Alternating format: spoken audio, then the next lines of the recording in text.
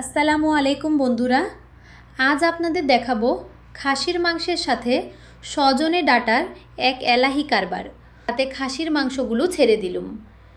এরপর একে একে কুচানো পেঁয়াজ, রসুন বাটা, আদা বাটা, তেজপাতা, টমেটো কুচি আর কাঁচা লঙ্কা দিয়ে দিলুম।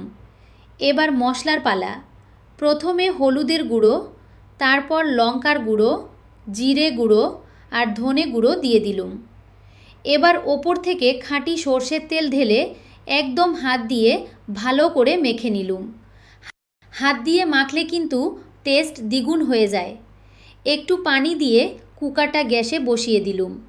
মাংসটা কষে এলে ওর মধ্যে দিয়ে দিলুম বড় বড় করে কাটা আলু আর পরিমাণ মতো লবণ।